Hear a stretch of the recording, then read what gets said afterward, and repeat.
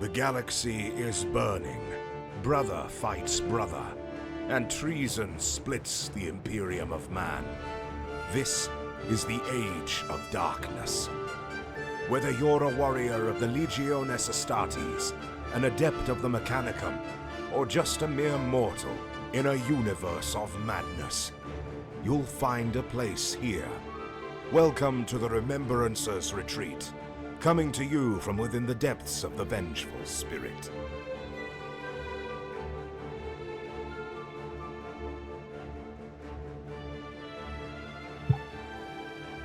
All right. Hello and welcome to the Remembrancer's Retreat live chat night on Monday. My name is Jesse. I'm here with Caro. We have David and Austin with us today. How's everybody doing? Hey, guys. Hey. Hey. I try not to do that too many times. So this is one of our other little chat nights, just streaming, just chilling out. It's been somewhat slow, other than the release of the Lost and the Damned special edition. It's been fairly slow for the Horus Heresy right now. So, The Titanicus. Titanicus is Horus Heresy. Is it though? yeah, no, Yes, it is, Caro. Yes, it is. You know I'm a heretic. But yeah, Austin, Dave, did you get your copy of Lost and the Damned? I did. I could go get it if you guys want, just to like make everyone like rage hate. But Nah. No, I don't I'm want already anyone past else that. trying to find out where you live to kill you and take your stuff, exactly. because I have plans in that. There you go. Austin has already put down first dibs. No one gets to it but Austin. Yeah. That's what he thinks. So I do like I like the Lost and the Damned and the Solar Wars books just for the aesthetics of them. I think the limited editions are beautifully done, as always, right? Like you get the nice maps and everything. It's very cool.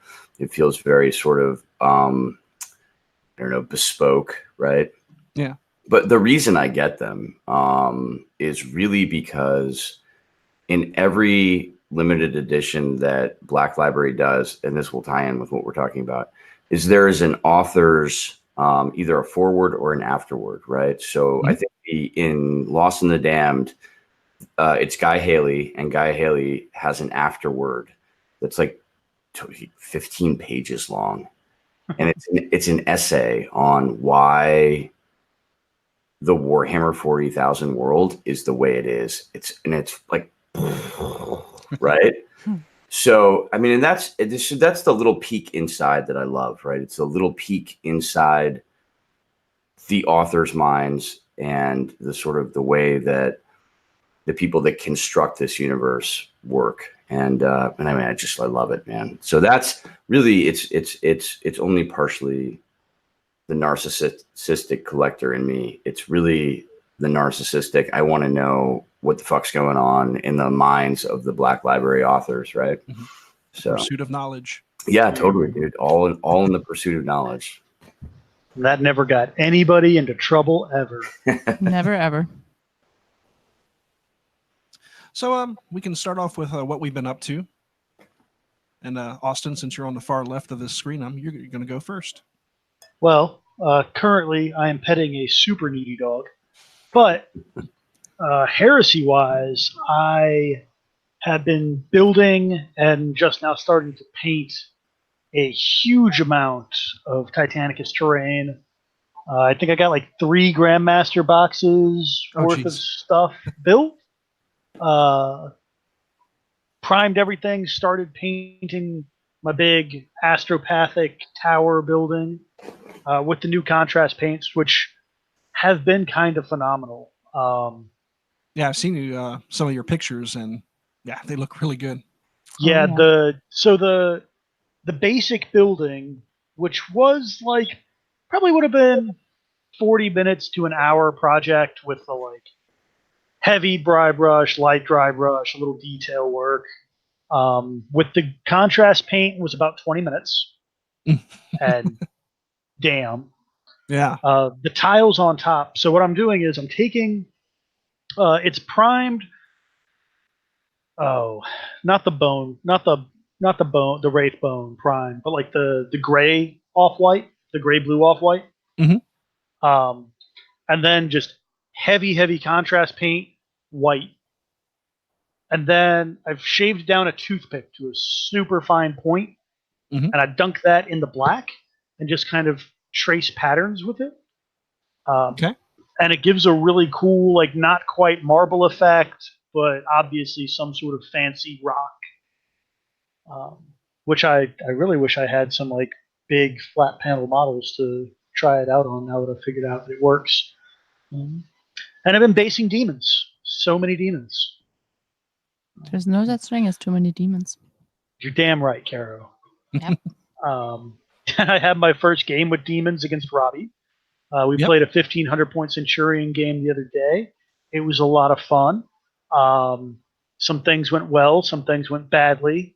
The thing that went worse was I realized, I think the next day, that I, in fact, only had about 1,100 points. Because I had the That's list. significant. Yeah, I had the list and totally forgot that, like, when I set everything aside, I also had lesser demons in there, like a 400-point unit of lesser demons, Mm. and they weren't based yet, so they didn't make it onto the field. So, like, oh, you guys aren't done yet. I'm not putting you down. You're on square bases still. So that's what I'm blaming it all on. Because a couple of times I was playing the game and I was like, Robbie, what are you doing? I was told demons were OP, and that's just not what's happening here. But they were a lot of fun.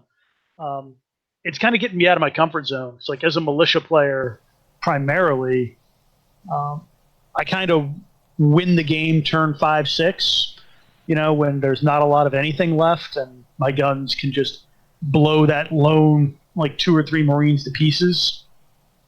With demons, if you haven't won by turn 5, you're not gonna. Yeah. Because like my demon swarms were getting instant death by bolter fire. That was good. It's almost like a reverse attrition game.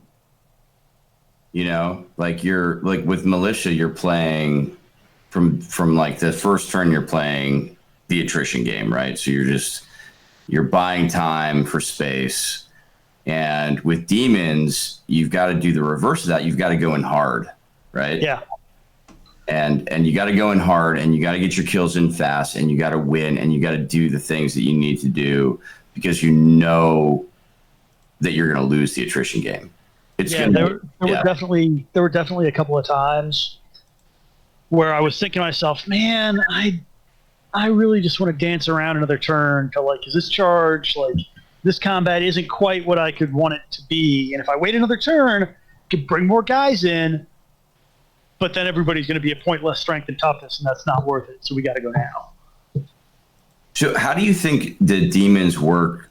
Like, I mean, you definitely did not bring a quarter of your army, but, like, how do you think they would work in Centurion? Because Centurion's not a build that is recognized really outside of, like, the I think so the Those Centurion 30K communities. Yeah, it's a fan-made build, Yeah, right? it's not necessarily official. Yeah, it's definitely not official. It bridges that gap between Zone Mortalis and Crusade, right? Mm-hmm. Well, that's what we were playing. We were playing Centurion. Well, Robbie was playing Centurion. I brought everything that I thought I had based in the hopes that, and that turned out to actually be a Centurion list. Okay. And I don't think demons will feel the lack. Okay. It's only one monstrous creature, so that's going to be your demon lord. Right. So you're going to be lacking kind of the heavy hitters. But my God, just demon troops will win you all the wars you ever wanted to win. But you can't play that super elite demon list with a lot of monstrous creatures, right? Yeah, you can't. But I honestly think that the power of the list is the troops. Yeah. Because a lot of the problem with the big demons, the big nasties, is you can't really buff them as much as you'd like. Like, you can't make their, if they're a monstrous creature, that's great. They're swinging at strength 10, AP2, but they're never going to have anything better than a 3-up armor save.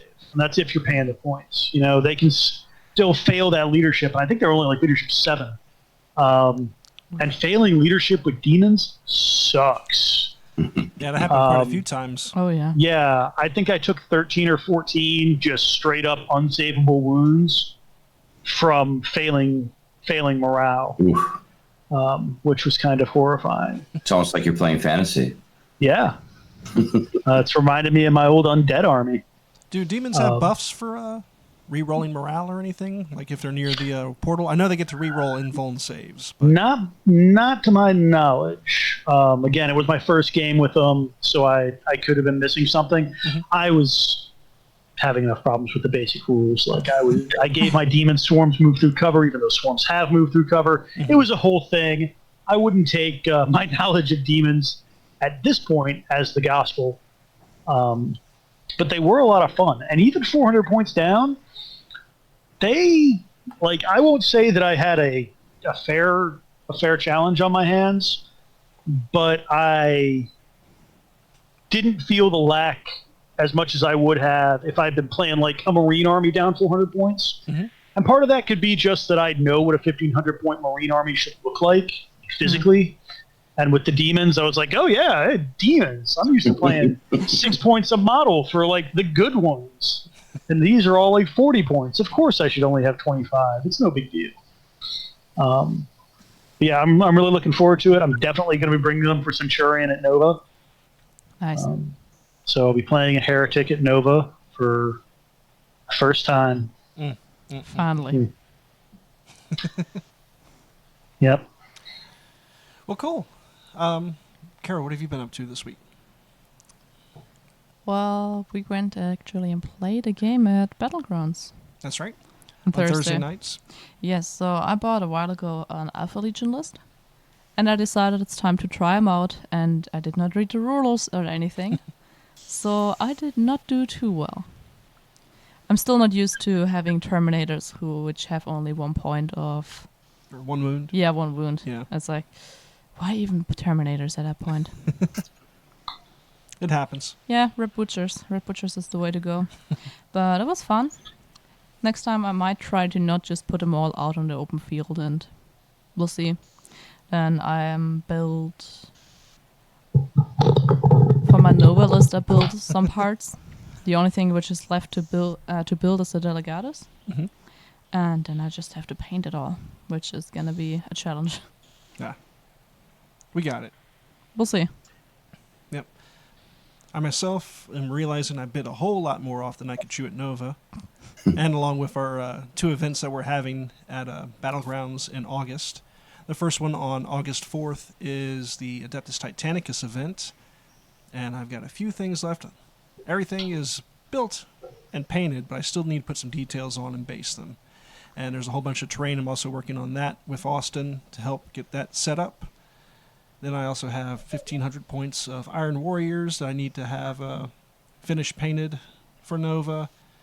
Just about everything is built, so that's good. And 98% of it's primed, so we're getting there. Then a little bit of custodian action for the late night custodian battles, which would be nice. Oh, God. A few minor repaints for my Dark Angels, because I've been just finished some of the lists yesterday. So, yeah, I'm good with that. And all the podcast equipment for Wednesday night, getting all that squared away. Yeah, it's going to be a lot of fun. I hope to God I don't forget anything on my drive up there, because God forbid I'm driving back through Nova, back up. If you ask me nicely, I might do it. It'll be fine. What have you been up to, Dave? Well, I've been rolling a lot of fantasy dice, actually. Square movement trays, and I don't know. It's been fun. So map-based campaigns are the way to go, for sure. Yep. And I've been sort of rekindling my love of the deep lore and the narrative games by getting into these map-based campaigns, right? So a long time ago, and I know this is a 30K podcast, but like, just forgive me for a second, right? You know, this is the early hobby of Dave Dennett, right? So permission to go hog wild, right? So, one of the very first campaigns I ever got into was the General's Compendium campaign that was set in Bretonia. I think it came out in like White Dwarf 280. So it would have been like 2003.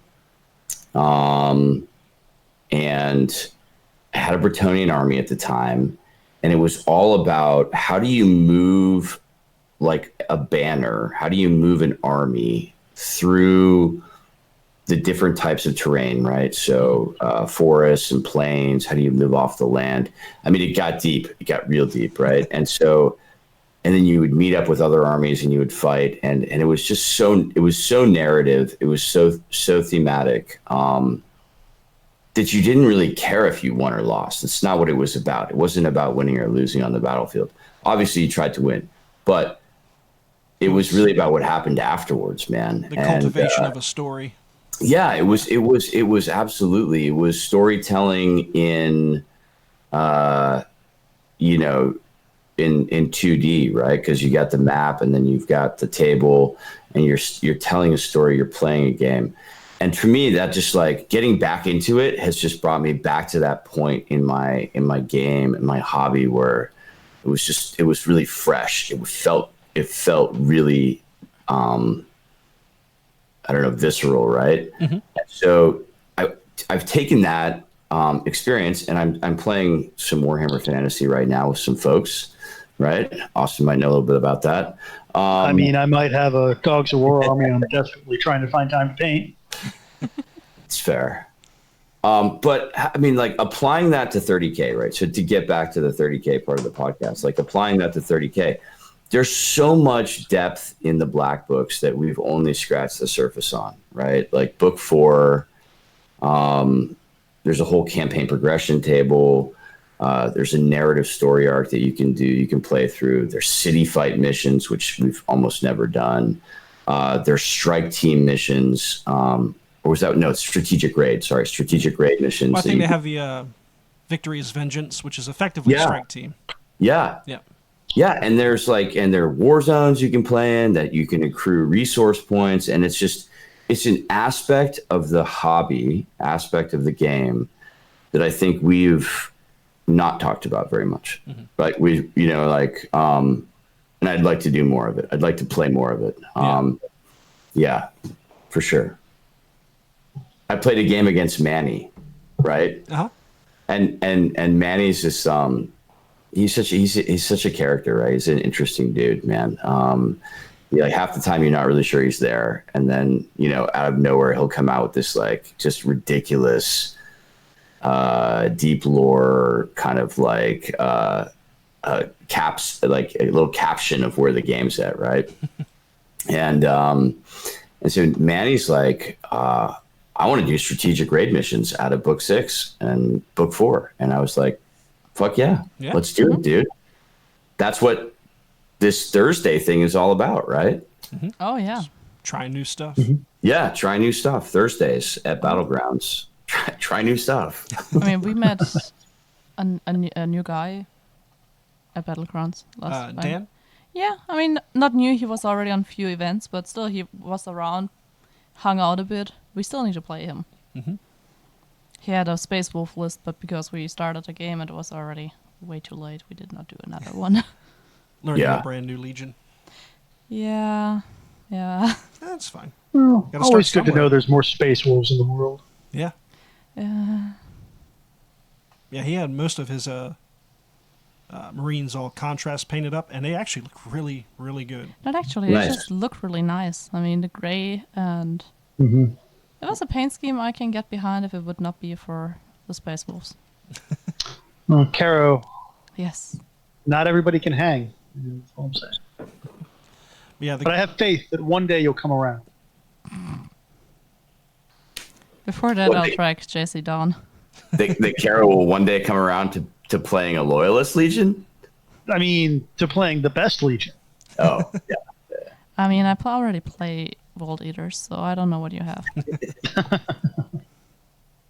With the best Primarch.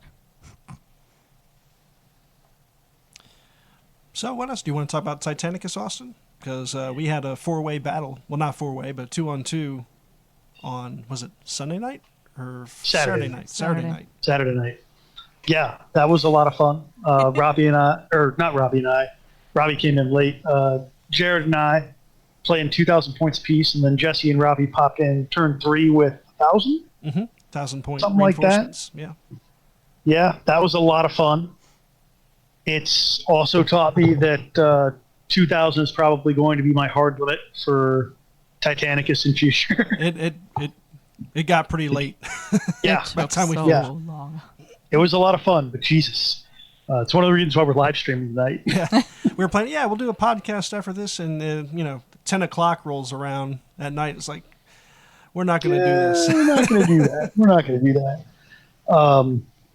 But it was my second outing of my Legio, the Legio Fidens, which made me very, very happy. For those of you that are unaware, the July White Dwarf, which has only been out a week for some dumb reason, They'll cycle back around. Yeah. Yeah. It has a section in it called Crusade Titan Legions, and it's pretty much, hey, we've given you guys rules for like 8 or 12 Legios now. They're great, they're famous, but there are a bunch of others. For those of you that remember... I'm going to go grab it. I'll be right back. Yeah, you grab your copy. For those of you that remember the halcyon days of, I think it was the 5th edition Space Marine Codex, where you could build your own chapter, or the 4th edition Imperial Guard book. Yes. This is very much like that, and I effing love it. So what happens is they divide the creating your own legion into three different sections. There's the Legio traits. Yep. There's Legio specific stratagems and Legio specific war gear. Now you can pick up to 4 things, but you can only have 2 of any given thing. So 2 Legio traits, a stratagem, and a war gear, good to go. 2 war gear, 2 stratagems, good to go. And there's some fun ones. My Legio, I took the Legio trait Splinter Legio because, and I've had this Legion since Epic was a thing. It's been probably like 10 years I've had this Legio now, and so to finally get the rules for it has made my heart very happy. And we were always a Warhound Legio. So the best way to get a shit ton of Warhounds was to do the Splinter Legio trait, which in the little fluff blurb they give you is specifically oh, this is for loyalists in a traitor Legio, or traitors that come from a loyal Legio. But so I stole that one from Solaria to get replacing all the Reavers as Warhounds, because I do love me some Warhounds. Wait, are you playing a traitor Solaria Legion? No. So okay. The Legio Fidens in 40K was just sort of a weird Legio that was loyalist, had bone armor, and is from way, way back. Okay. And nobody knows what they did during the Heresy or anything like that. Nothing. So when the new Titanicus came out, I got that beautiful green wash over metallics that I do. Mm-hmm. And I just did that for all my Titans, and was trying to think of a way to kind of tie that in with my modern Legio. And then the guys over at Iron Sleep, God bless them, they did an Inc. 28 campaign around the Green Mechanicum. And it's real creepy, they've been around, nobody really knows what happened sort of thing going on, where they're all Magos, Biologos, and there are moons that are living tree forests. And it's awesome. If you go to Iron Sleet, check it out.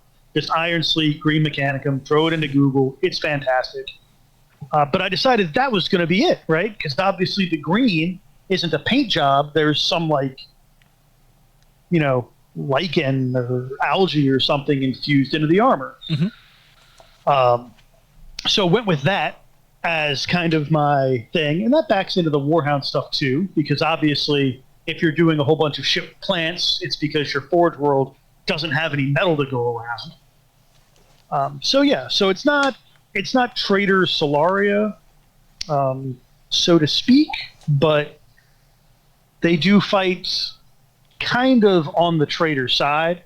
The background is they start off loyal, but because of kind of their, hey, the flesh is weak, the tree is strong, I don't really give a shit about iron, like schism, not schism with Mars.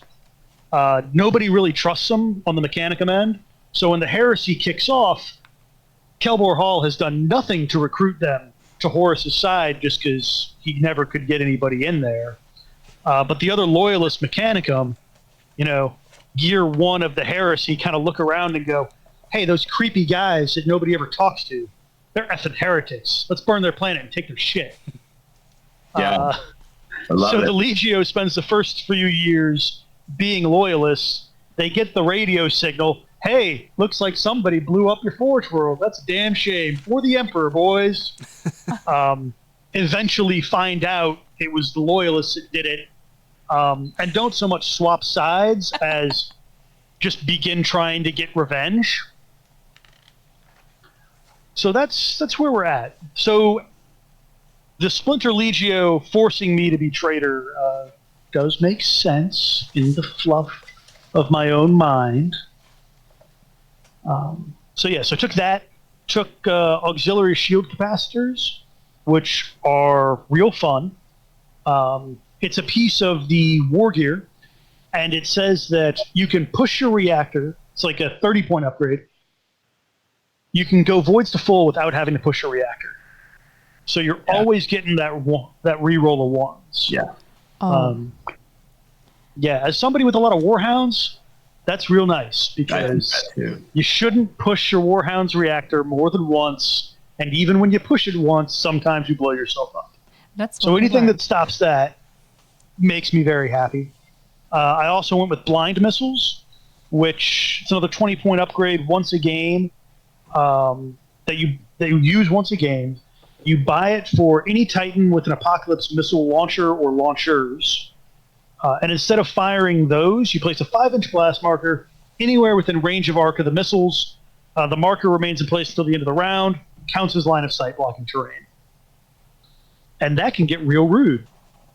Steven found out, because it makes you do, and like in my head, the Reavers aren't the glory boys of the army. It's all about the Warhounds. So the Reavers are trying to cover the Warhounds. So they're throwing out, the smoke to give them cover. And you can put your Warhounds in real dumb places. And if you have priority, you just throw them out there. And I did it with Steven. I had 2 Warhounds just full stride out in the middle of nowhere, no cover. He turned 2 Warlords and a Reaver at him, and I was like, and blind missiles. That's the activation game, right? Yeah. I mean, that is Adeptus Titanicus summed up to a T, to an AT, right? Like it is an activation game. And so once you get those big guns to commit, so Steven turns his Warlord Titan, right? 2 Warlords. 2 Warlords. So now you have, arc, and what his firing solutions are. Yeah, dropping the blind missiles, man.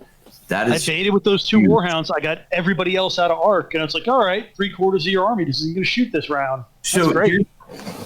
Here's where my philosophy on this game has sort of evolved. If you want to play big guns like Warlords, you've got to buy yourself back activations.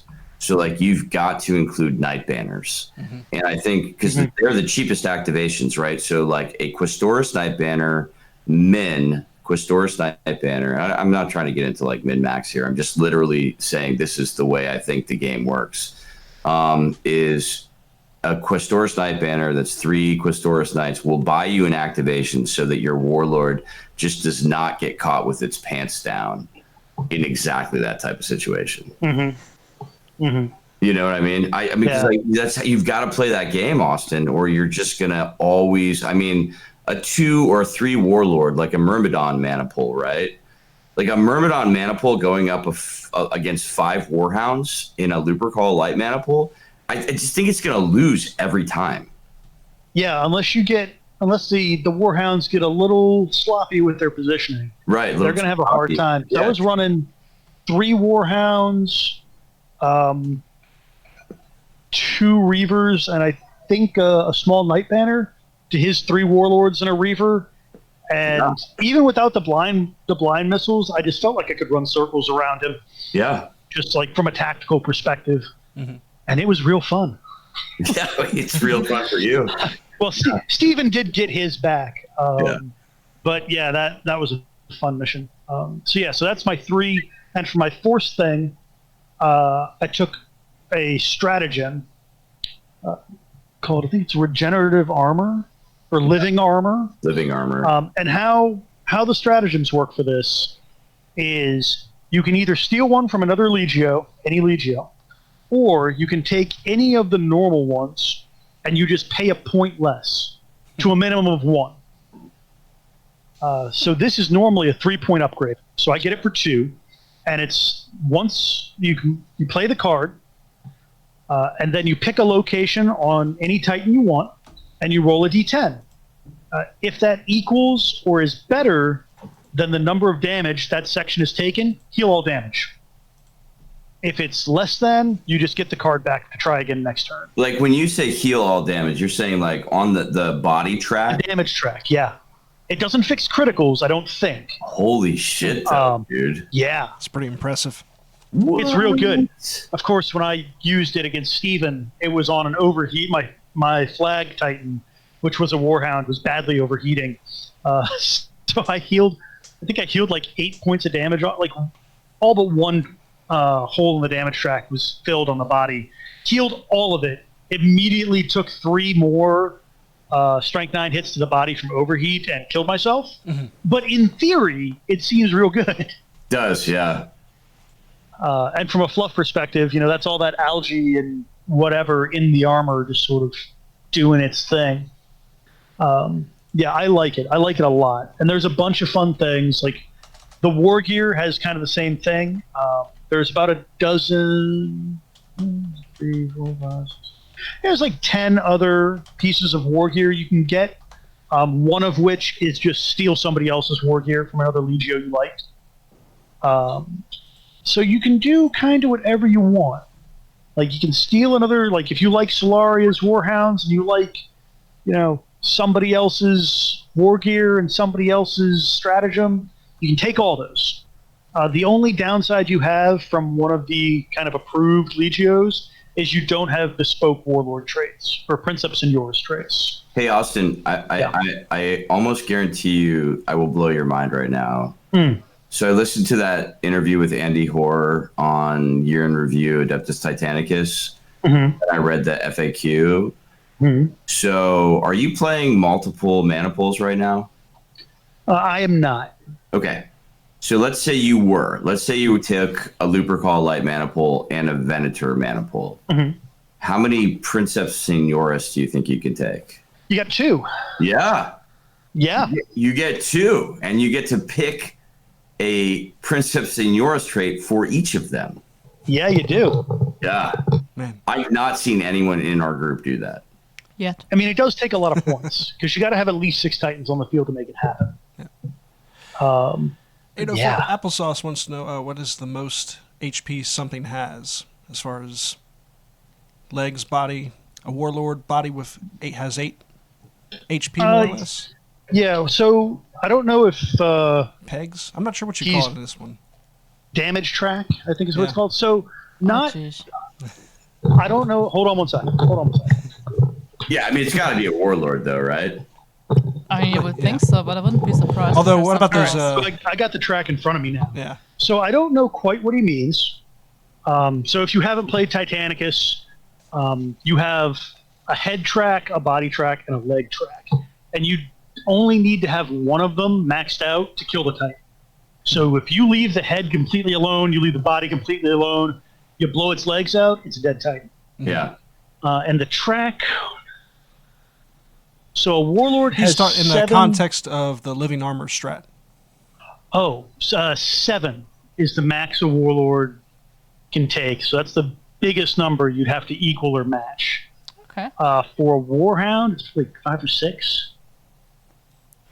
So, and if you're waiting until you're already like redlined, like maxed out the damage track, the Titan's probably taken a couple criticals and is probably screwed anyway. Mm-hmm. So I think this works really well for like what I envision it for is when somebody plays those damn thermal mines on my warhound and like gets no critical hits but gets like 2 devastatings and a direct, and you're just like, well, shit, that's 5 points of damage and I haven't even got started. Yeah. Fix that problem. Or your Reaver's shields go down for the first time and you take a couple of hits to the body or to the leg. Fix that problem. And it also stops them from getting that bonus on you again, which is real nice. Yeah. So in front of me, that one is in, I think, Titan or Moloch. Moloch, I think. Doom of is for Moloch, that one. yeah. Yeah. So what I have in front of me is the White Dwarf with the creating a Crusade Titan Legion. It's surprisingly pretty thorough. There's like Thorough? There's a lot of stuff here. Okay. Comprehensive. Yeah. Learning your words. So the way it works here is to create your own Crusade Titan Legion, choose 4 special rules from those presented below. Mm-hmm. They are divided into Legio traits, Legio-specific stratagems, and Legio-specific war gear. Any combination of the 3 may be chosen. However, players may make no more than 2 selections from each category. Let's see. So, Crusade Titan Legions generate their Princeps Senioris personal trait from the table on page 55 of the standard rulebook.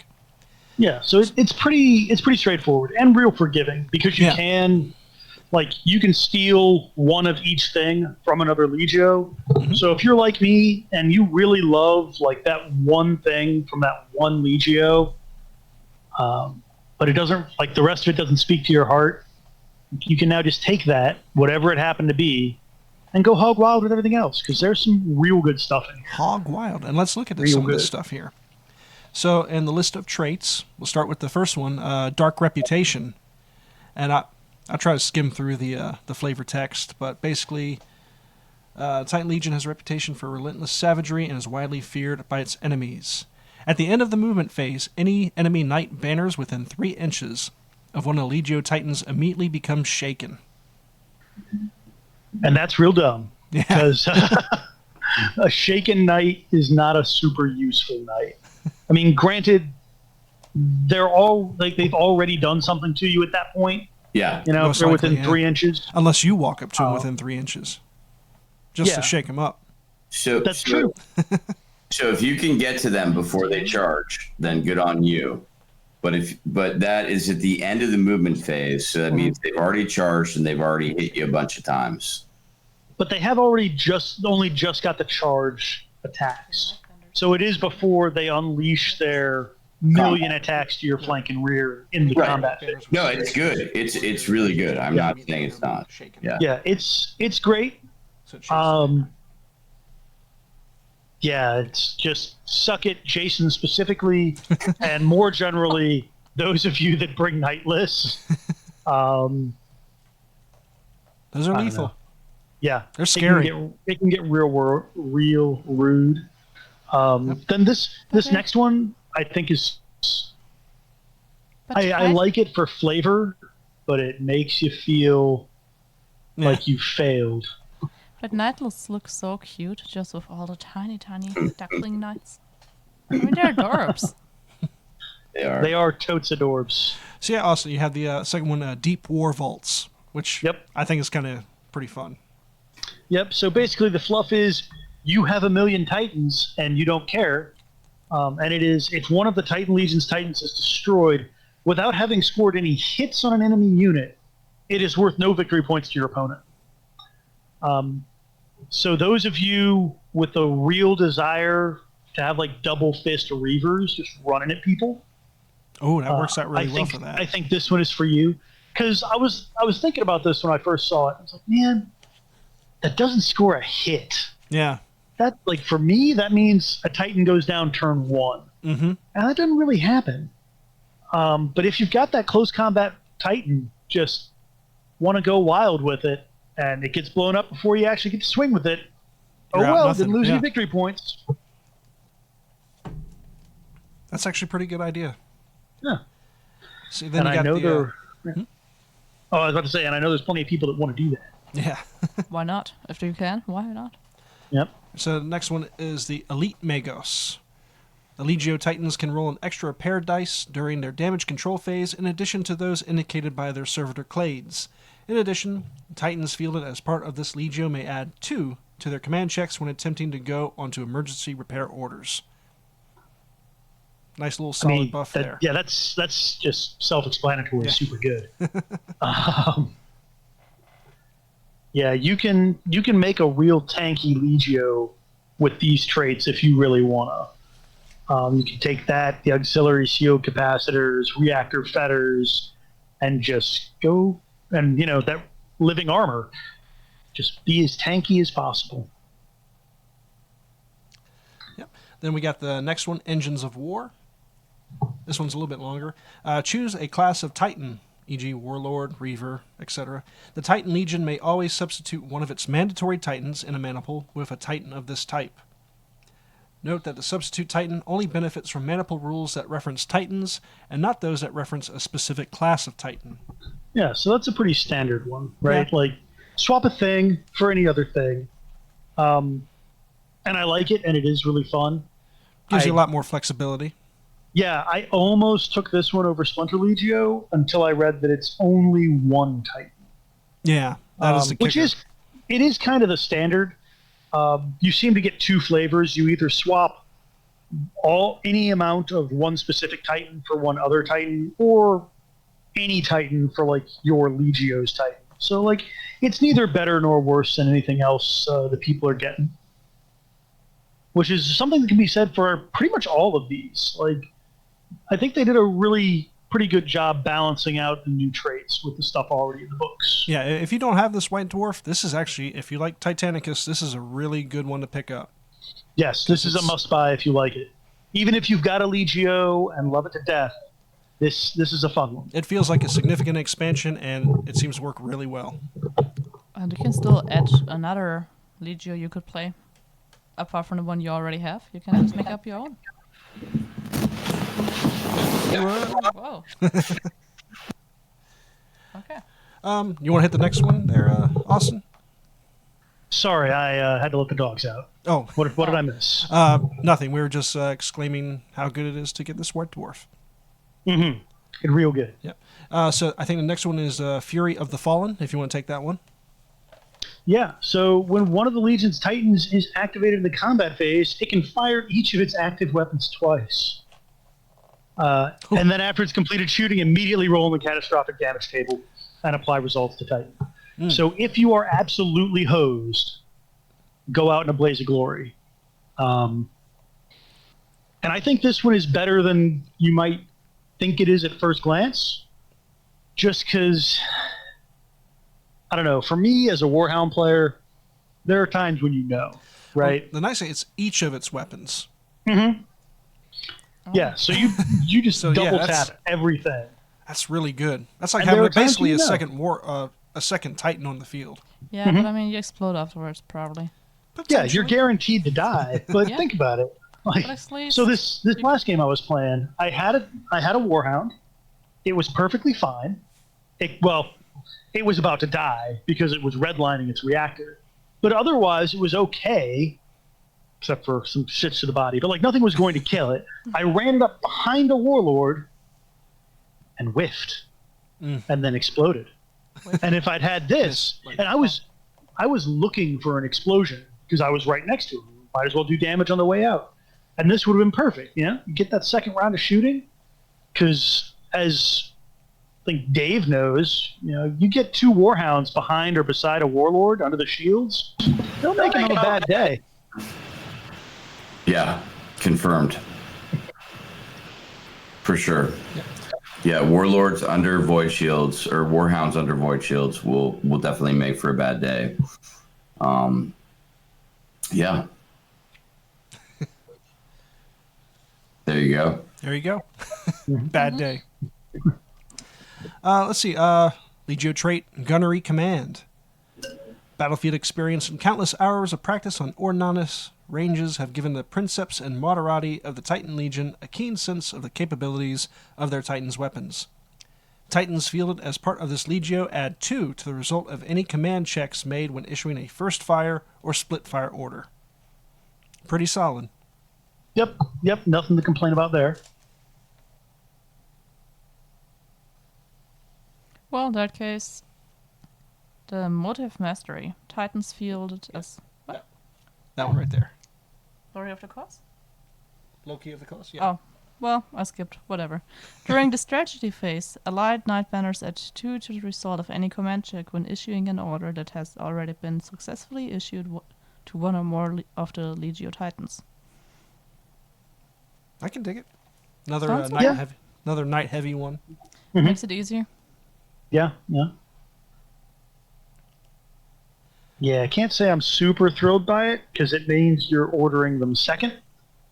And your knights. But like it kind of forces you into an order of activation. But it's also not terrible. And if I fielded a bunch of Night Banners, like if you're running what is it, a Regina Maniple? Mm-hmm. It's got a bunch of knights in it. Like, damn, hell yes, it was good. Regina. Then we got Motive Mastery, +2 to command checks when issuing charge or full stride. That's solid. Like one of the things I loved about Solaria was that the Princeps Senioris trait that you just passed full stride. Mm-hmm. It's fantastic, and I know Jason will really enjoy getting the charge off much more often. Yeah, because for a Warlord Titan, they're passing on anything but a 1. mm-hmm. Which means they'll still fail about a quarter of the time, but still, technically, it's an improvement. Then Splinter Legio, I already talked about. It's the one where you can steal somebody else's Legio trait. Yep. You just have to switch loyalties. It's exciting. Mm-hmm. Then we've got Survivors. From the start of the 4th game round, the Titan Legion may choose to end the game earlier than normal in the strategy phase. Before any stratagems are played, the Legio player declares that this will be the final round of the game. If they do, the game will conclude at the end of the current round without any additional rounds being played. So this is one of mine, and I think this is probably one of my favorite Legio. Is it a Legio trait? Yeah. Mm-hmm. Yeah. Right, Survivors, right? Because it's so rude, dude. Yeah. Right? It is. Like you control the game. There's really nothing out there like this. So and being able to end the game at the end of turn 4. Oh my God, dude. Mm-hmm. So for meeting engagements, you've got engage and destroy, which is like you get victory points for blowing up Titans, right? You've got hold the line, right? Yeah, I really like this for hold the line. Oh my God. And retrieval. Amazing. And retrieval and vital cargo, Austin, I think, because if you're playing the denial game for vital cargo, so if your opponent has vital cargo, that's it, dude. Yeah, you're telling them they got 4 turns to get the cross. You got 4 turns to get off, right? And so, this is, to me, I love it because it's hit and run tactics. It plays to this idea of a Legio that's survived by just being sort of squirrely, right? Like you're defining where the battle ends. Mm-hmm. And I love it. I have it in my Crusade Legio. I think it's you've got a Crusade Legio. That's exciting. Did you not know this? I didn't realize you picked you picked everything. Yeah. So have we done Elite Magos yet? We have. Yeah. We have talked about that. You got that one. Yep. What else Elite you got? Magos. Yeah. Survivors. Yeah. Mm-hmm. What the one you have for the Void Shields? What is that? It's not auxiliary shield capacitors. The shield capacitors, and then the fetters one. The reactor fetters. Yeah. Reactor fetters, yeah. So those two are that war one, gear, right? Yeah, that's another war gear. 25 points. You can vent plasma in the damage control phase or on a repair roll of 3 up rather than 4. You can only push the reactor once, but Dave runs a shit ton of Warhounds. And Dave, how many times do you want to push the reactor on a Warhound in a turn? Never. Exactly. 5 times. But if you got to do it, Just the once. Just the once if you have to. Yeah, for sure. So that's a really solid one for that. The beautiful synergy, though, of the shield capacitors and the reactor fetters is you never have to push for rolling. I'm sorry, really, it's Elite Magos, right, Austin? Because Elite Magos gives you +1 die in the repair phase or the damage control so suddenly you're like a Reaver. Yeah. So there's some really good synergy there for Warhounds, I feel like. And yeah, this can be a lot of fun. Yep. Yeah, so can't wait. Yep, moving on to Legio-specific stratagems, which there's only one here, War Doctrine, but it covers a lot. War Doctrine represents a favored stratagem of the Titan Legion. To determine the effects of the doctrine, choose any stratagem, including stratagems normally limited to other Titan Legions.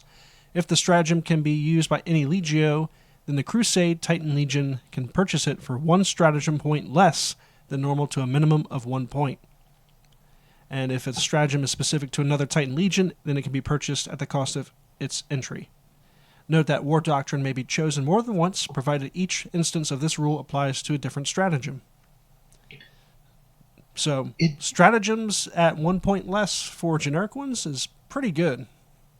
And like from a fluff perspective, right? I love this. Like, oh, you got that artillery bombardment? Well, yeah, sure. We got a whole Scutari Legio in Basilisk, like 10 miles away.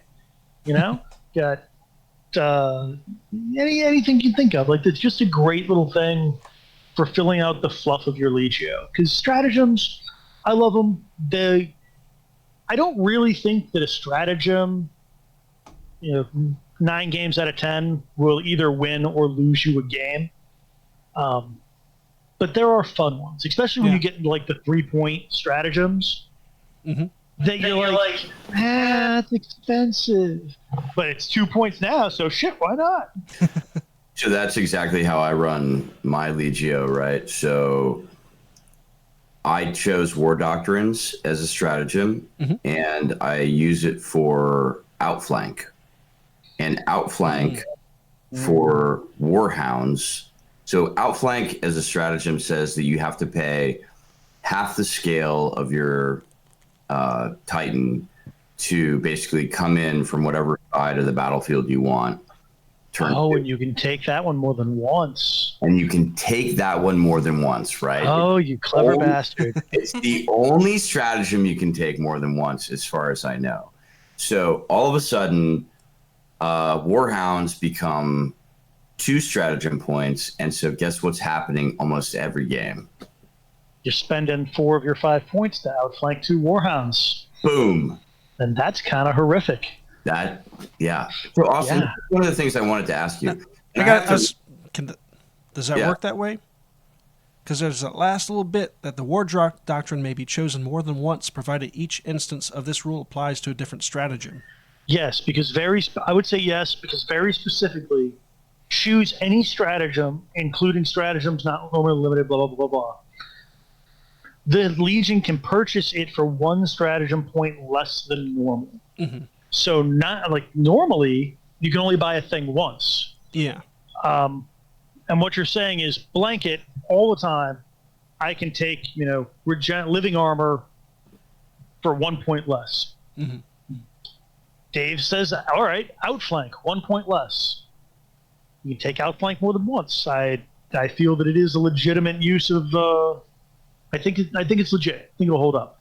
Now they might come in and FAQ their White Dwarf article, which is real weird, to say like, hey, you only get the discount the first time you apply it. But I feel it's a solid use. Okay.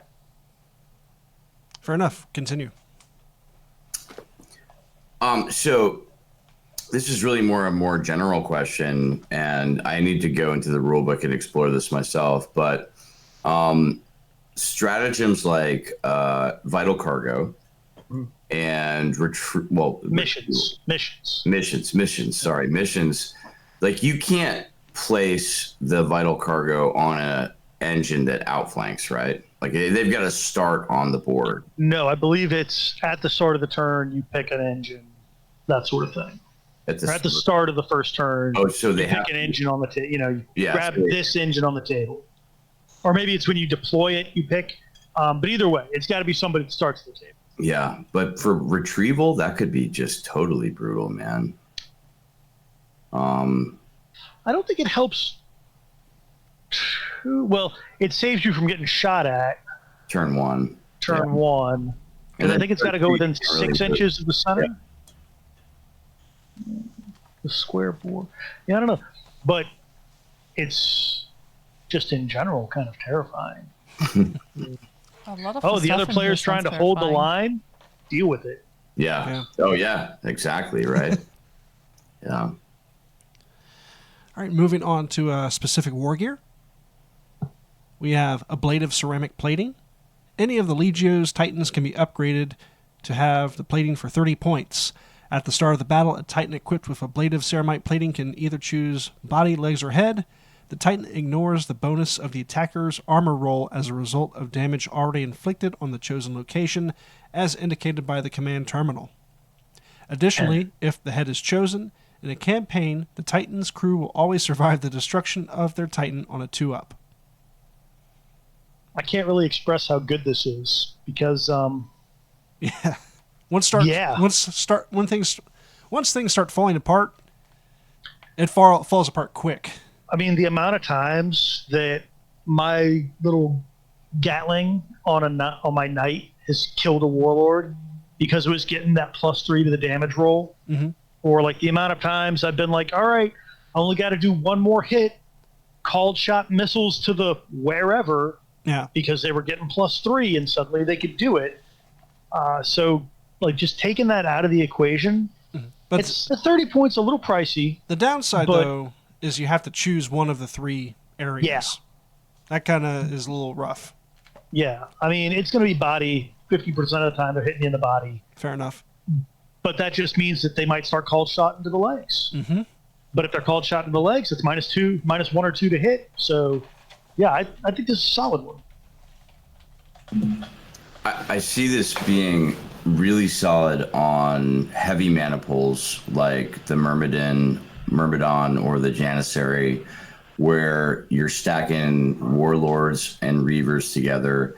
The Fortitude mana pool, which already gives you a version of that. So with the Fortitude mana pool, if you don't move, you can't take additional damage from the flank or the rear, right, the side or the rear. So if you were to take a Fortitude mana pool and then you were to put that rule on it, you would have a lot of sort of protective cushioning, man. That's a real tanky Titan. That is a mana pool that you just walk down the field, you issue split fire orders to every turn, and you just don't care. Mm-hmm. You literally don't care. You just walk it down the field, issue split fire orders, and you're like, whatever, dude, come at me. Probably put a close combat weapon on one of the Titans, because they're gonna have to get in close. Yep. Next up is armor spikes. Any of the Legio's Titans can be upgraded to have spikes for 20 points. A Titan with armor spikes increases the number of dice. What's so funny? Oh, I'm just imagining a black Titan with metal spikes and here. Why not? He has spikes. You're channeling the 80s or early 90s Titan art. Yep. There we go, see? A Titan with armor spikes increases the number of dice it generates when making a smash attack from D3 to D6.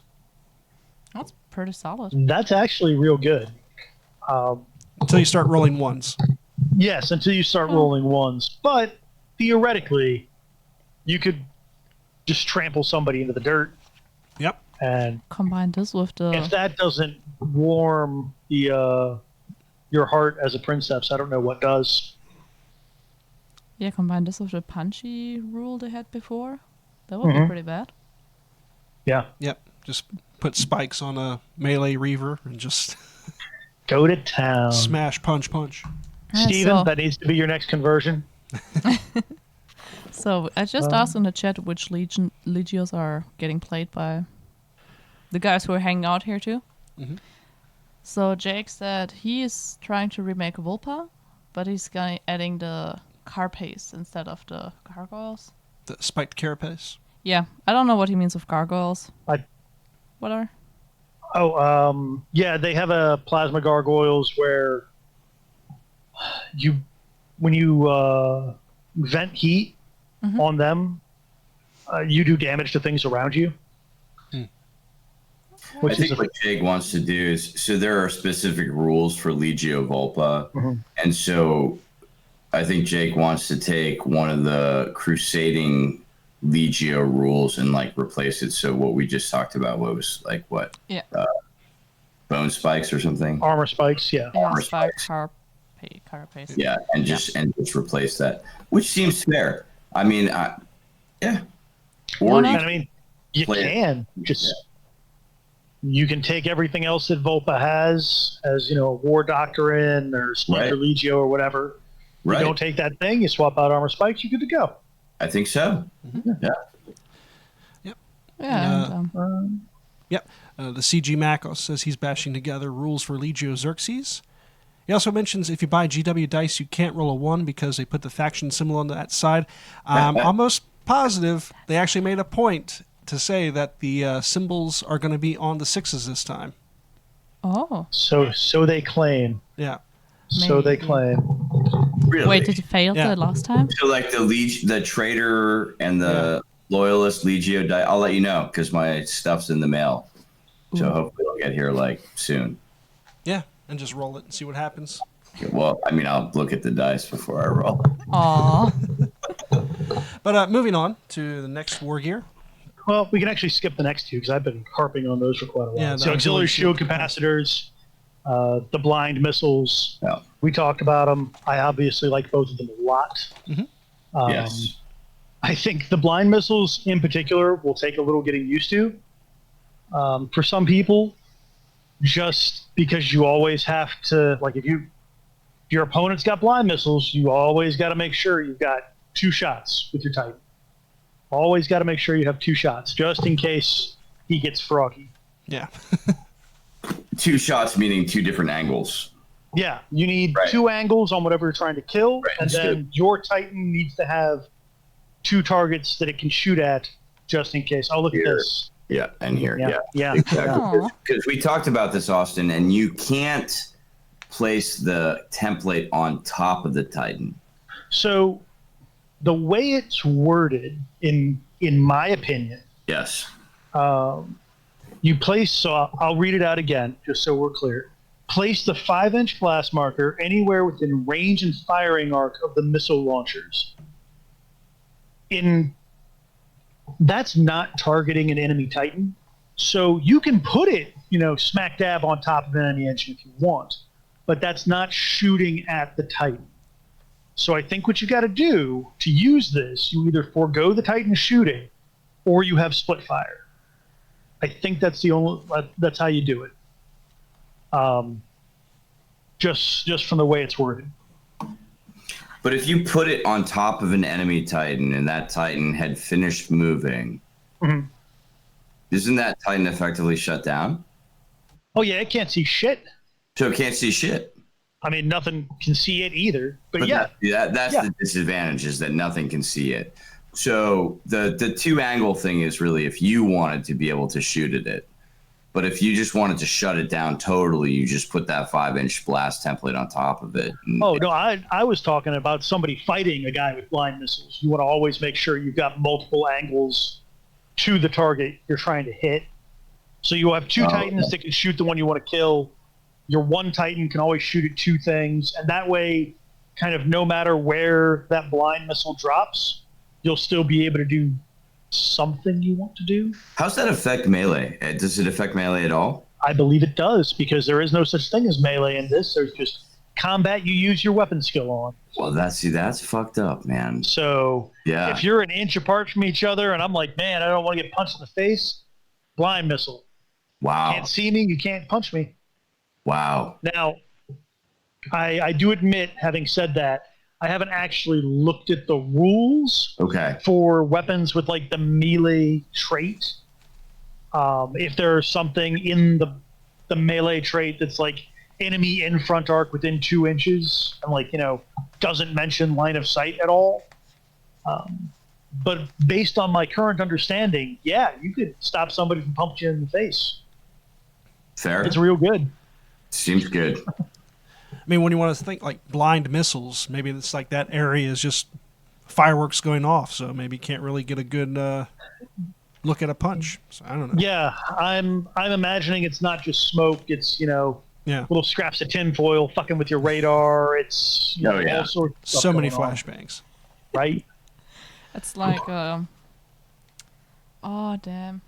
confetti cannon, a giant confetti cannon, which just Yes. blocks everything. The grimmest, darkest confetti cannon. Grim Dan confetti cannon. All right, on to the next war gear. We have Crusade banners. Pretty simple. Any of the Legion's Titans can be upgraded to have Crusade banners for 15 points. Friendly Knight banners within 12 inches of a Titan with the Crusade banners ignore the effects of being shaken. Words cannot express how good that is if you have a bunch of knights. Because a shaken knight banner kind of sucks. What does is it do? shaking that banner, just in case people don't know? So your ballistic skill gets worse by 1. Yeah. Your weapon skill gets worse by 1. Your movement is dropped by 3 inches, I want to say. Yeah. And, of course, you can't go on orders. You can only try to test to remove shaken. Yeah, so it shuts you down for a whole turn. So for the next turn that you could possibly do something cool like charge, right, get extra attacks, you're not really doing that because you're just trying to come off shaken. And that's only if it works, right? Right. Like, you still got to pass that check. Yeah. And it's still, you never think a 4-up is hard to roll until you need to do it. It is hard to roll. I think the Lancers get a 3-up, don't they? I think they're better. With the Seneschal, maybe. I think the Cerastus chassis and the Chubs, right? I think they get 3-ups. Yeah, but even so, just having to do it, like you said, just being out of it for a turn. Yeah, for like, sure. my Porphyrian's going to sit back and BS hit on 2s all the time. No, suck it. Like, you're going to be shaken. You're going to hit on 4s like normal people. That will shut Porphyrians down. Yeah, so if you've got a Porphyrian, maybe have a Warlord sitting in the back as an allied unit. Well, actually, no, you can't do it because you're running a Night House, not a Legio. Sad day. But, it's fun for those of you with Legios that want to run a bunch of Knights. It's a solid ad, I think. Yeah. 15 points, Agreed. real good. You don't even have to put on a Warlord. You can just put on a Warhound that's just walking around. That's what I'd put it on because it can keep up. You can actually keep up with the Knights. Yeah. But it says Titan, so does the Warhound count as well? Yep. All Okay. Warhounds, Warhounds are Reavers, Titans. Warlords. Yeah. Yeah. They're people too. Hey, I'm not gonna get into this hobby for now. Into this game. This one game, yes. This game. You- You're in the you hobby. say that, You're Caro. deep in the Yeah, hobby. yeah, I am, but the only thing I'm gonna do is you're I'm hosting a podcast. You can't be any deeper into the hobby. Dude, I can do it, I guess. I don't know. But anyways, macro magazines. Any of the Legion's Titans can be upgraded to have macro magazines for 30 points. Increase the dice value of any rapid weapon the Titan is armed with by 2.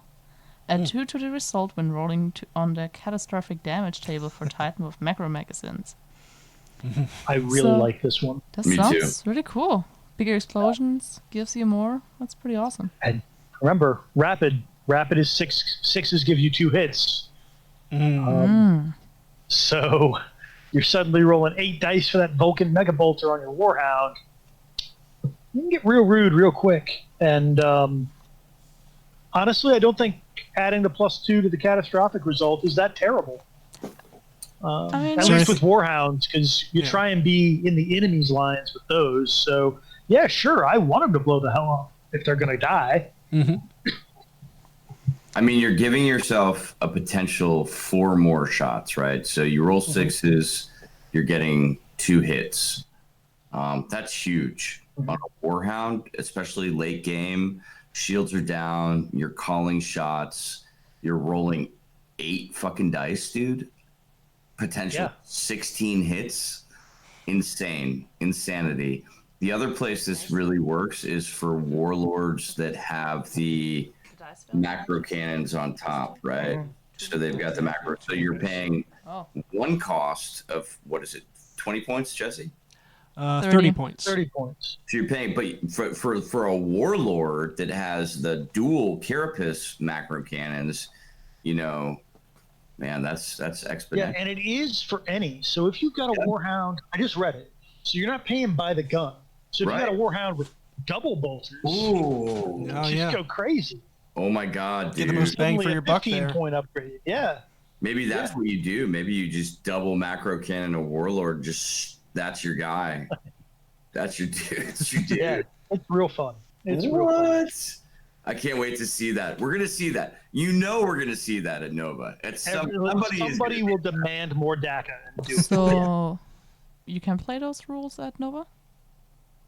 So I don't know for sure. The event organizer hasn't looked at them per the internet some days ago, but in the packet it expressly says everything that's out by the time of Nova is good to go unless there's an update saying specifically it's not. Yeah, unless stated otherwise. Right this second, yes.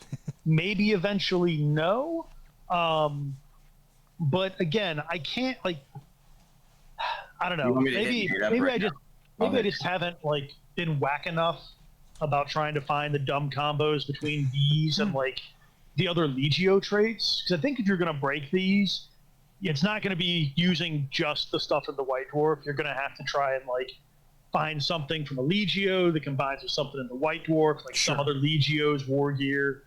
But yeah, I don't think they're good. I don't think they are better than, I mean, somebody will find a way.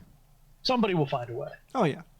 So and that person better actually be dressed up. Exactly. That's right. Pay the hobby tax, man. Yeah. So we move on? Yep, we got 5 more pieces of war gear left, and we can call it a night. So we got the multiple warhead launchers. So if you have a box of launchers of any type, you can be upgraded to have multiple warhead launchers for 20 points. So instead of normal shooting, you do this. Everything is the same, but you reduce the strength to 3 and triple the dice. Now, that sounds real good, you might be saying. But, my God, 30 shots from my Warlord's missiles. But at strength 3. Strength 3 doesn't hurt voids. Oh. There is a way around this. Oh, boy. There is a stratagem, one of the new stratagems, that's experimental weaponry that increases the strength of a random weapon by 2. I'm not. So if you want to play, if you want to pay, I want to say it's 2 stratagem, 2 strat, to have a 1 and so it's 2 strat and 1 if 20 you're doing points. War Doctrine. Yeah, 1 if it's your Legio. So let's say you're gunning for this. You just want to be that guy. It's 1 strat and 20 points for a 1 in 3 chance of your Warlord having 30 strength 5 missile shots. I mean, if you're that's not like the blind missiles. That's every turn you can do this. Wow. I think this is future proofing, and it makes you really happy to see. Gotcha. Because 20 points isn't they seem to think that if something's worth taking and it's real good, it's 30 points, right? 20 points is either it's real good one use or it's good in certain situations. And you're thinking maybe loads and loads of little power armored dudes running around the field, or when a company of Lehman Russes roll up. That's my thought. Do they have those? No, not yet. Not yet. Not yet. Definitely not yet. Strength 3 isn't any better against Knights than it is against Shielded Titan. You're getting that 3-up ion save. You still need something obnoxious to do damage. So Strength 3 right now isn't quite useless. I've proven that with my little Knights Gatling. But that's, I've gotten behind them. They're already hurt. And a little Knight can get there. I don't see a Reaver even really getting there. So I think this is future-proofing for smaller things to come. Agreed.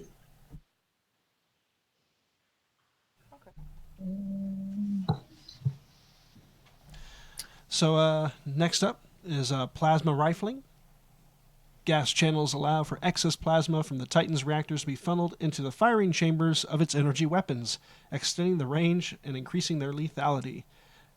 Sure, that works. Okay. These mechanisms are not without their dangers, however, and can put extra strain on the Titan's reactor. Are you saying that rifling for plasma is not a technically sound? They just write it in so they can say, I told you. It's magnets. They have magnets in a spiral fashion inside Yeah, science, the bitch. barrel, and that's how you get the...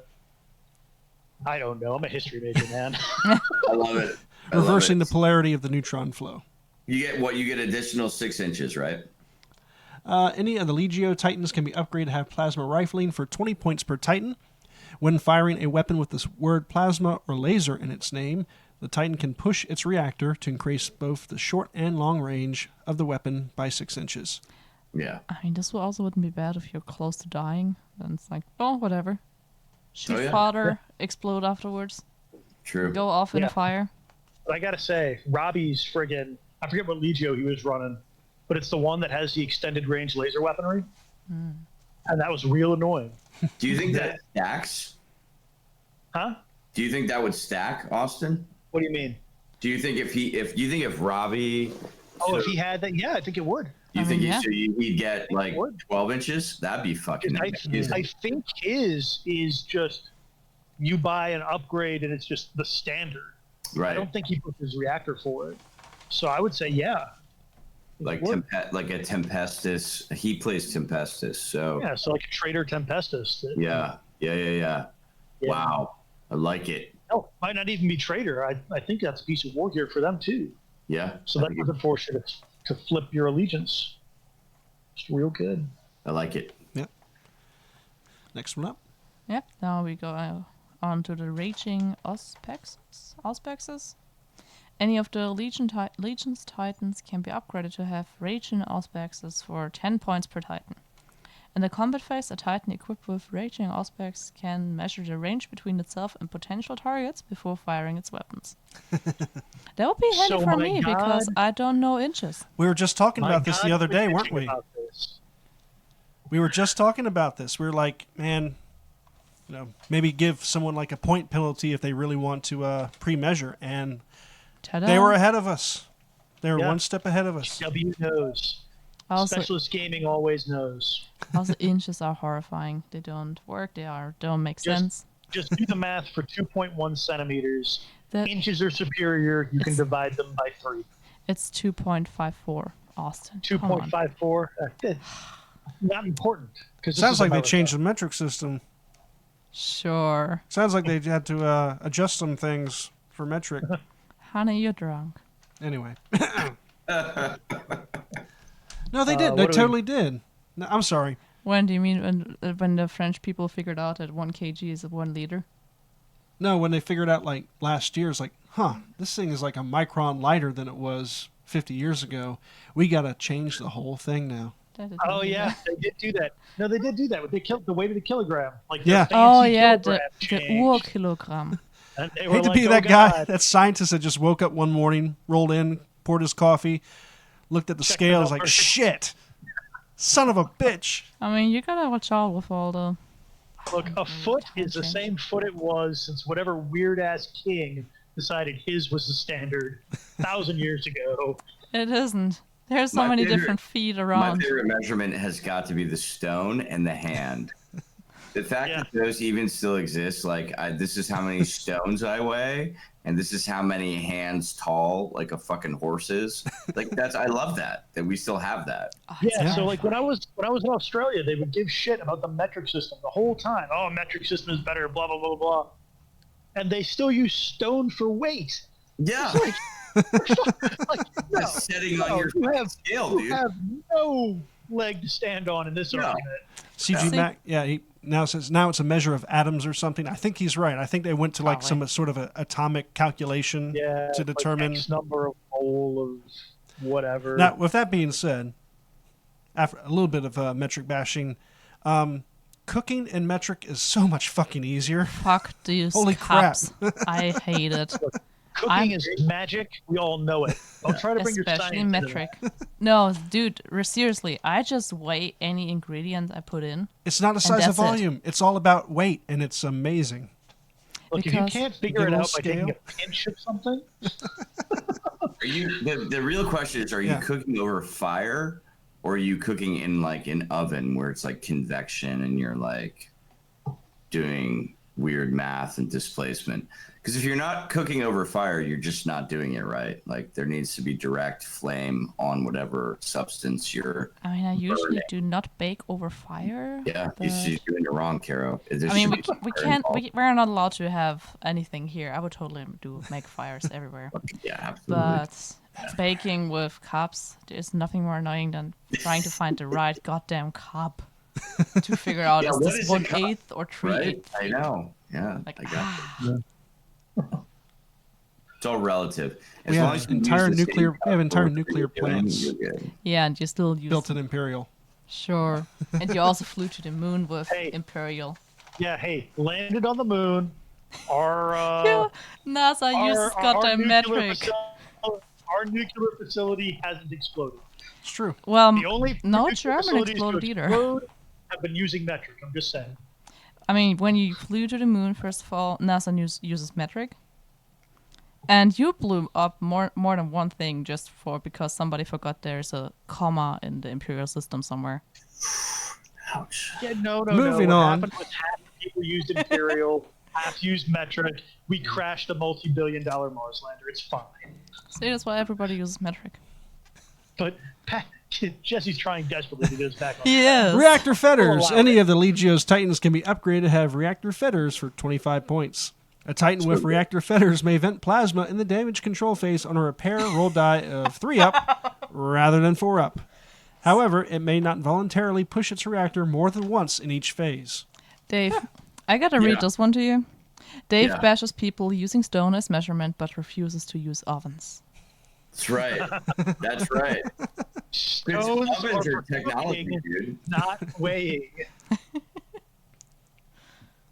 But yeah, this is the one Dave used. It's great. I like it a lot, especially for hounds. It's nice. Very And exciting. how often do you really push your reactor more than once per phase anyway? Oh, it happens. I mean, No. Yeah.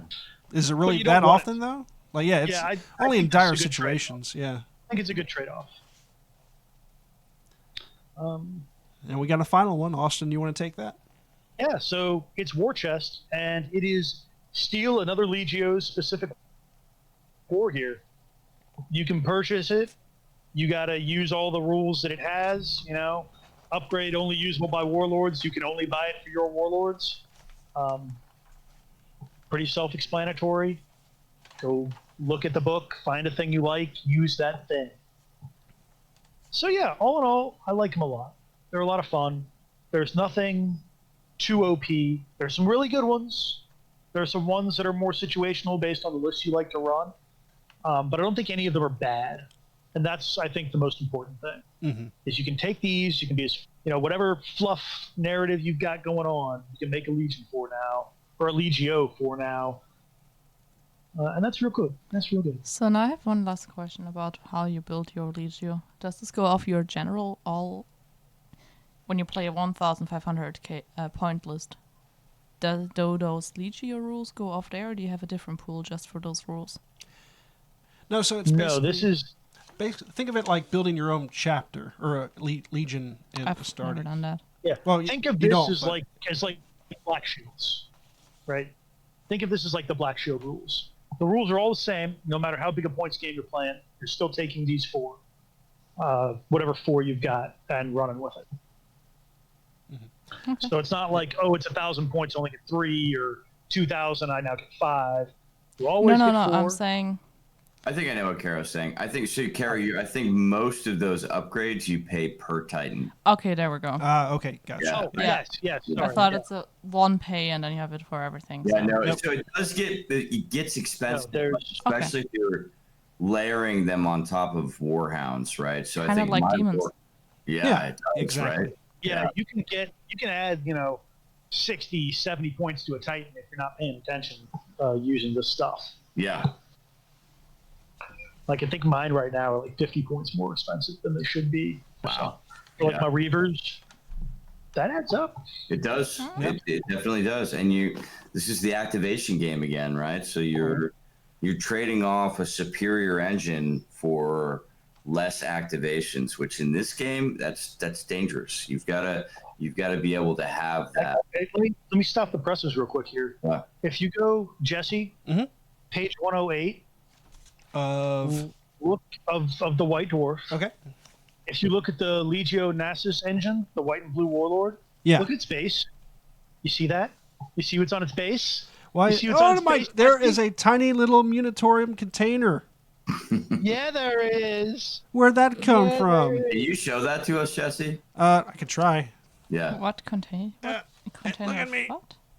Nope, can't see. Hang on. So you can- there it is. Hang on. You can see it. I think I could change it to where it You just have- shows You me. have to stop talking though. Everybody stop talking except for There we go. Jesse. There we go. There we go. So, I could do it manually now. Look there. what in the world is Look at that at the feet of that warlord. That's it, dude. Got it. Epic Yeah. confirmed. Why Yeah. are you all so excited about some tiny box? Because tiny Connex boxes have been something that I've wanted for a long time. And Tiny Connex my boxes infer tiny space marines and tiny tanks. really it means a tiny terrain sprue, right? Tiny Yeah. terrain sprue. Yeah. Only tiny terrain so far. I Yeah. don't see anything about space Wait, marines. actually, I'm sorry. That tiny crushed Connex is something that Forge World leaked a long time ago. There's a Is it? whole there's a whole range. No, I remember this now. Oh, Yeah, there's a whole range of scatter terrain that's coming out. There's a generator, that generator thing that's like on one of their bigger tiles. Mhm. They shrunk it down. That crushed Oh, Connex. yeah. You remember I Austin? oh, Yeah. Oh, oh. still, look how exciting that is. It's super cool. It makes me real happy to see it. But yes, Epic confirmed. You heard it here first. That's right. Y'all are nerds. That's right. You know it. Yep. I And do. and with that, does anything have anything further they want to say? Metric No, system rules. What'd you say? What? The metric system rules. Okay, Caro's plugging the metric system. Absolutely. It makes sense. Austin, you got The anything? metric system. It makes sense. Lord. I could see the thumbs up in her eyes. Dude, Um, it's like the chocolate commercial of a brand I'm very used to. The slogan in German is just square, practical, good. And that's the slogan. Quadratisch, praktisch, gut. And you know it's a great, awesome That's the most chocolate. German thing ever. Isn't it? Right? It I mean, really the chocolate is. is square. Rittersport. You can get it at gas stations It is now. the most practical chocolate, and therefore you should buy it. Yep. Damn. It is sold. square. It is chocolate, and it is good. Yes. I would like to remind people, because this is a live stream, Titanicus event, Battlegrounds, August 4th, which is Sunday after next. I can do math. Yep. It'll be real good. You can pick up the tickets on Facebook. I think there are 6 left, maybe less, because there was 6 as of like a week ago, which is the last time I checked. But it'll be real good. There'll be some swag. It's exciting. I think the tickets are like $10. Yep. You can find the Roll dice, have information. fun. Yep, you can find the information on our Remembrancers Retreat Facebook page at RR30K. And we also have another event later in August before Nova 2, which I believe is a Zone Mortalis / Battlefleet Heresy event, Ooh. which I'm really excited about. Yeah, August 18th. Fire over Pluto. Yep, the Solar War, Fire over Pluto. It's going to be like a narrative event. It's going to be a lot of fun. Tickets are available. They're $10 each. You pick whether you want to jump into the Battlefleet Heresy battles or Zone Mortalis. And the Zone Mortalis is going to be 1,250 points. And Battlefleet Heresy is going to be 1,850. Now that's 1850 total points. So you don't actually need to bring any ships to the Battlefleet Heresy if you just want to figure out what spaceships in the 30K universe are all about. Don't have any of your own. There will be ships available. Oh, well, there you go. Nice. Also, keep in mind, or depending what legion you play, check it out. There are some restrictions on them. Yep, no duplicate characters or characters who were not present at Pluto during the Solar War. Specifically, Abaddon, Zardu, Laylac, and Ahriman. Sigismund may not also be taken as he was fighting in orbit during the battle.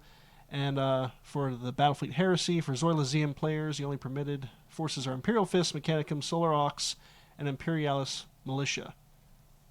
Well, son of a bitch. I gotta get work on my militia now. Yeah, you do. Or paint up that Battlefleet Heresy fleet. That's true. I might just try to ram some ships. That was a lot of fun. Yeah. Yep. All right, and so those are upcoming events at Nova. We'll be doing Trivia Night. It's going to be a lot of fun. Austin's going to be our lore master. The questions have been finalized and confirmed Excellent. and double-checked with our Heresy grad school experts. So when I tell you you're wrong, the best heresy minds in the city of Richmond will know that you're wrong. And that's going to be at Nova on Wednesday night. Trivia contest starts around a little bit after 9, giving people who went to go see the GW preview to come on up the elevators. Like me. Are you going to the preview event? Hell yeah. Hell yeah. Unless Steven delays me again like last year. No. Oh, I will be upstairs. How do you play? Like, let's give our listeners, let's just say they want to come to Nova. Yeah. They want to hang out. They want to come up to the 4th floor. It's actually like the 14th floor. Yep. And like hang out with us in the lounge. Sure. Like, how do you play? Well, some of us are going to be there starting at 8, just chilling Okay. out. We will have sweet ass little notepads for that you will receive, and some pencils, and that will be your trivia. What do you call it? Yeah. It'll It'll be like your answer sheet. answer sheet. God damn. Yeah. I'm terrible. English is hard, dude. There will be 20 questions ranging from if you don't get this one right, please leave, to if you haven't very specifically listened to the episode of this podcast where I told you I'm going to ask you this question and none of you will know it otherwise, you're going to get it wrong. The winner may or may not win fabulous prize or prizes. Which episode was that? For the people I have no idea. Oh, It was when we were talking about book 8, the fancy new anti-psyker stuff. Okay. Syracana stuff. Was it Syracana? Yeah. Okay. It's in one of the Syracana episodes. I don't remember if we had 1 or 2 episodes on that. Okay, I'll try to But get it's in people some there. hints on that one, because, yeah. Hey, come Throw on. somebody That a one's bone. real rude. That's Actually, when Is I that- sent it out, so I wrote up all the questions and I sent it out, and I don't actually have a copy of book 8. So for the 20th question, it just said that thing I swore I'd ask people. You know what it is. Dave can confirm. That's what I sent out. It's true. all right. Looking at But it right now. most of them are not that. Like they're. That's there's got to some be like tricky question ones. 20, right? That better be question Yes, 20. that is Okay. question 20. I mean, we can't Um, play anymore. And I'll ask a question. You'll have between 30 seconds and a minute to answer. Score points. You can do it by yourself. You can have a buddy. Yeah, you can make a team if you really wanted to. You can do a team. We'll have some small giveaways, and we'll Yeah. also be running the little raffle for the And like charity. there's no. I don't think there's no money to sign up. You just come up and do it. Yeah, it's absolutely Yeah. free to It's join. absolutely free. Come up. Help charity by having a drink or 3. Answer some heresy questions. Maybe win fun prizes. Yeah. Be a good time. It's going to be a lot of fun. Yep. And with that, we'll wrap this episode up. Be sure to follow us on Facebook. See, I got a paper now, so I don't sound like a... God, now people know that you don't memorize it. Yeah. Be sure to follow us on The magic Facebook. is gone. It's all gone. Jesse, what are you doing? Or Come was on. the magic never there before? I'm not going to say it. Facebook, Instagram, Twitter at RR30K Podcast. Be sure to check out our Teespring store at teespring.com/stores/RR30K Podcast. Thank you for people leaving 5-star reviews on Apple Podcasts. And if you haven't already and enjoy listening or watching to our show, head on over there. The link will be provided in the description in the podcast link. if you really enjoy hanging out with us and would like to throw a few bucks at us, we would definitely appreciate it on our Patreon at patreon.com/RR30K podcast. This week, we'd like to thank our top tier patrons, Alex Self, Chris Mack, Gardener of the Tree of Woe, and Joe from Music City Heresy. Thank you guys so much for your support every month. We definitely appreciate it. And be sure to also check out our website at rr30k.com. And check out Instagram. And Instagram? And I said Instagram. Yeah. Did you? Yeah, I don't listen to you when you have the stupid voice. in my announcer voice. But with that, folks, thanks for hanging out with us tonight. Yeah, was a lot of fun. Yeah, it was a good time.